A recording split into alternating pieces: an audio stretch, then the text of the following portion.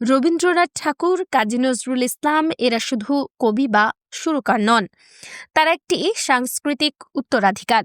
সেই উত্তরাধিকারকে ঘিরেই আজকের এই প্রশ্ন, কেন মানুষ যখন রবীন্দ্রসঙ্গীত বা নজরুল গীতি বিকৃত সুরে গায় তখন যেমন খুশি গাওয়ার স্বাধীনতার যুক্তি উঠে আসে, অথচ এআই একই কাজ করলে সেই মানুষরাই আতঙ্কে ফেটে পড়েন। রবীন্দ্রনাথের গানের কথায় গালি জুড়ে দেন রদ্দুর রায়। হিরো আলম রবীন্দ্রসঙ্গীত বিকৃতভাবে গেয়ে পুলিশের জিজ্ঞাসাবাদের মুখে পড়েন।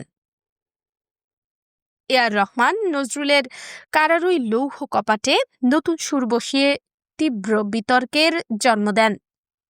এই তিন ক্ষেত্রেই একটি মিল আছে। ভক্তদের একাংশ বলছে রবীন্দ্রনাথের গান যেমন খুশি গাওয়া যাবে, নজরুলের গান নতুনভাবে উপস্থাপন করাই শিল্পের স্বাধীনতা। কিন্তু এখানেই প্রশ্ন, এই স্বাধীনতা কি নিরঙ্কুশ? রবীন্দ্রসঙ্গীতের সুর ভাঙলে যদি সেটি বিকৃতি না হয়, তবে বিকৃতি কাকে বলে? নাকি বিকৃতি তখনই হয় যখন গায়কটি আমাদের পছন্দের তালিকায় নেই? আসল দ্বিচারিতার শিকড় এখানেই। মানুষের ক্ষেত্রে আমরা শিল্পীর পরিচয়, খ্যাতি, শ্রেণী ও বাজার মূল্য দেখি। রদ্দুর রায় হলে বলি উস্কানি, হিরো আলম হলে বলি অযোগ্যতা, এআর রহমান হলে বলি পরীক্ষা নিরীক্ষা, বিশ্বায়ন, নতুন ভাষা। কিন্তু এআই এর বেলায় এসব কিছুই নেই। এআই এর কোনো শ্রদ্ধা নেই, নেই কোনো ভক্তি। এই ভয়টাই আসলে আমাদের অস্বস্তির মূল। এআই আয়না ধরছে আমাদের সামনে, দেখাচ্ছে গান বিকৃতির সমস্যাটা আসলে সুরে নয়, ক্ষমতায়। মানুষ যখন বিকৃত করে তখন আমরা মানুষকে বিচার করি, এআই যখন করে তখন আমরা সংস্কৃতির ভবিষ্যৎ নিয়ে আতঙ্কিত হই। আরেকটি সত্য হলো, এআই প্রশ্ন তুলে দেয় মালিকানার উপর।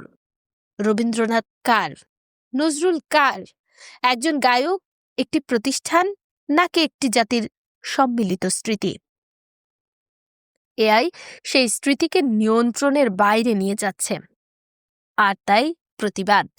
সুতরাং এই দ্বিচারিতা আসলে নৈতিক নয়, প্রযুক্তিগতও নয়, এটি ক্ষমতার প্রশ্ন। কার হাতে গান থাকবে, কার হাতে সুর থাকবে, আর কে ঠিক করবে কোনটা বিকৃতি আর কোনটা শিল্প?